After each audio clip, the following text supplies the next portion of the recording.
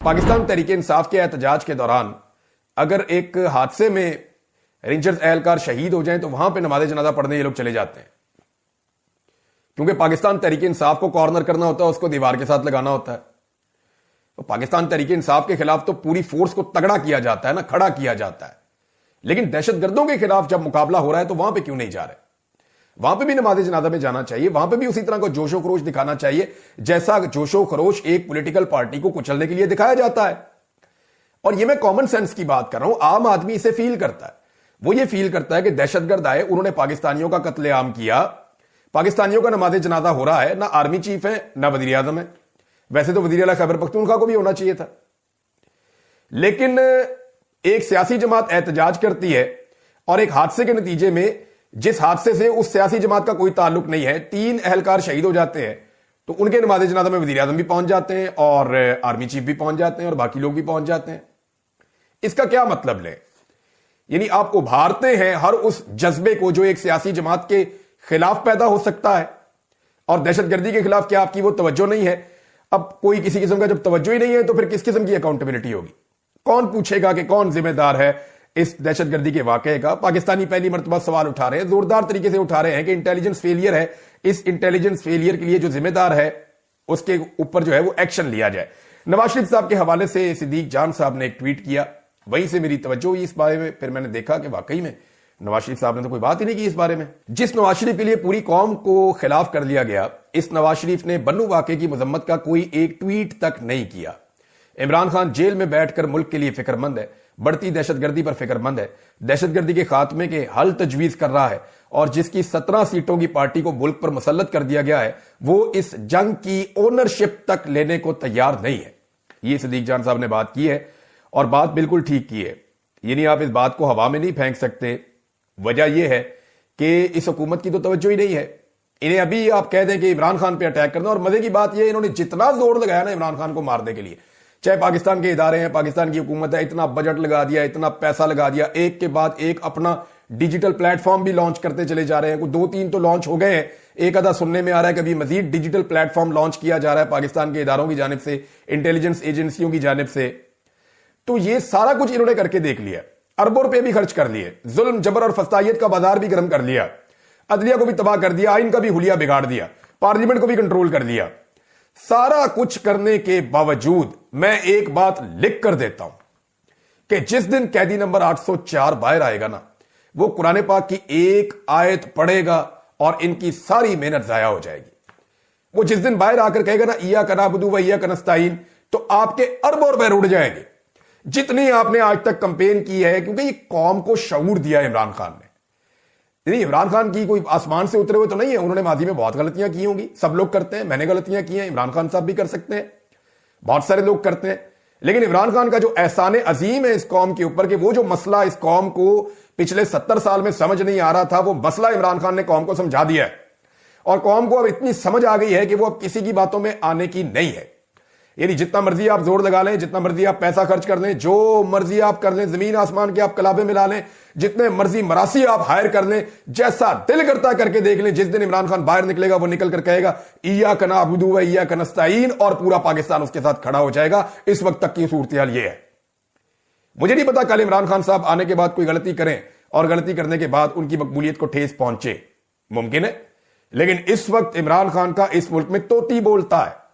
کل ثناء اللہ مستی خیل صاحب نے کیا جو ہے وہ انکشاف کیا تھا، ممبر قومی اسمبلی ہے، انہوں نے دعویٰ کیا کہ آرم فورسز کے اندر ایک سروے کروایا گیا اور اس میں 94% عمران خان صاحب مقبول ہیں، 94% عمران خان صاحب مقبول ہیں، یہ انہوں نے کلیم کیا ہے۔ اب ناظرین، یہ جو امریکہ والی خبر ہے وہ بھی آپ کے ساتھ شیئر کر دیتے ہیں۔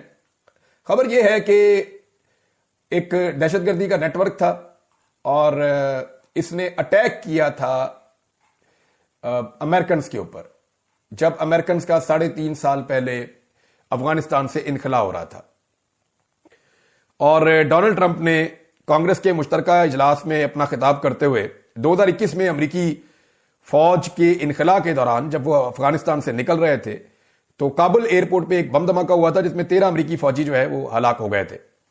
اس میں جو ہے وہ انٹیلیجنس فراہم کی امریکن CIA نے اور پاکستان کی ایجنسیوں نے کوشش کر کے وہ بندہ جو دہشت گرد ہے محمد شریف اللہ اسے گرفتار کروا دیا، بلکہ پکڑ کے اس کو حوالے کروا دیا امریکہ کے.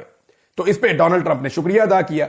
تو شہباز شریف صاحب کے لیے تو یہ ایک موقع ہے، اور انہوں نے فوری طور پہ جو ہے وہ کہا کہ آپ نے ہمارا کردار تسلیم کیا. ڈونلڈ ٹرمپ کی جانب سے انہوں نے بہت شکریہ ادا کیا ڈونلڈ ٹرمپ کا، شہباز شریف نے. اور انہوں نے کہا جی ہم نے ہمیشہ دہشت گردی کے خلاف کردار ادا کیا ہے، اور افغانستان میں انسداد دہشت گردی کی کوششوں میں پاکستان کے کردار کو تسلیم کیا. مزے کی بات یہ ہے شہباز شریف صاحب اسی ٹویٹر کے اوپر سے ٹویٹ کر رہے ہیں ڈونلڈ ٹرمپ کو پڑھانے کے لیے، اس کو خوش کرنے کے لیے، جو ٹویٹر انہوں نے پاکستان میں بین کیا ہوا ہے. اندازہ کریں آپ. لیکن یہ اچھی بات ہے کہ پاکستان جو ہے وہ اس طرح کی کوششیں کرتا ہے دہشت گردی کے خلاف، اور امریکنز کے اشاروں کے اوپر یا امریکنز کے بتانے کے اوپر ہم نے پہلے بھی بہت کام کیے. امریکنز کو تو ہم نے کبھی ناراض کیا ہی نہیں. وہ جب ہمیں کوئی بھی حکم دیتے ہیں، پاکستانی ادارے یا پاکستانی حکومت اس کو بجا لاتے ہیں. اور ہمارا ریکارڈ اس معاملے میں نے آپ سے پہلے بھی کہا تھا بہت اچھا. ہم پوری ایفرٹ کرتے ہیں جب بھی امریکہ کوئی حکم کرتا ہے. اب اس معاملے کو لے کر جو ہے وہ کسی کو بھی کوئی ایک نیا نیریٹو بنانے کی ضرورت نہیں ہے. یہ ایک ڈیولپمنٹ ہے جس کے اوپر امریکی صدر نے اپنا ایک سٹیٹمنٹ دیا ہے. لیکن یاد رہے کہ امریکی صدر نے ابھی تک عمران خان کے حوالے سے یا پاکستان کے اندر جو ایک فیک الیکشن ہوا ہے اس کے حوالے سے، یا پاکستان میں ظلم جبر اور فسطائیت کا جو ایک بازار گرم ہے اس کے حوالے سے ابھی تک ڈونلڈ ٹرمپ نے کسی قسم کا کوئی سٹیٹمنٹ نہیں دیا ہے. ہاں یہ ضرور ہے کہ ان کی پارٹی کے لوگ اس بارے میں بات کرتے رہتے ہیں. پہلے رچرڈ گرینل کرتا تھا، لیکن جب سے حکومت بنی ہے تب سے اس نے بات نہیں کی. اور جو ولسن جو ہے وہ آج کل بہت بات کرتا ہے. کسی دن اچانک یہ چپ بھی ہو سکتا ہے، لیکن کسی دن معاملہ دوسری طرف بھی جا سکتا ہے.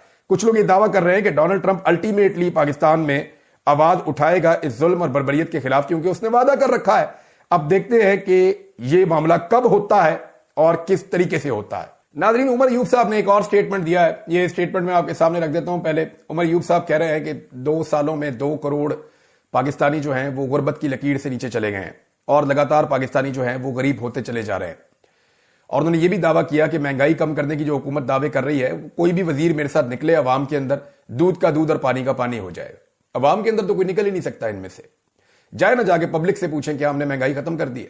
اگر آپ نے مہنگائی ختم کی ہوگی تو عوام آپ کو سر آنکھوں پہ بٹھائے گی، اور اگر آپ نے مہنگائی بڑھا دی ہے تو پھر آپ کو پیڈ قسم کے چھوٹے چھوٹے پروگرام کرنے پڑیں گے. لوگوں کو اکٹھا کرنا پڑے گا، اپنے ورکر ڈھونڈنے پڑیں گے، ایسے لوگ ڈھونڈنے پڑیں گے جنہیں آپ خرید کے لے جائیں اور لے جا کے اپنی سیلفیاں یا ٹک ٹاکس وغیرہ بنا لیں. اس کام میں مریم نواز بہت تیز ہے. آپ ان سے جو ہے وہ اس میں لے سکتے ہیں، تربیت بھی لے سکتے ہیں اور ان سے مدد بھی لے سکتے ہیں، کیونکہ انہوں نے بڑے زبردست قسم کے جو ہیں وہ فیک پروگرامز کیے ہیں.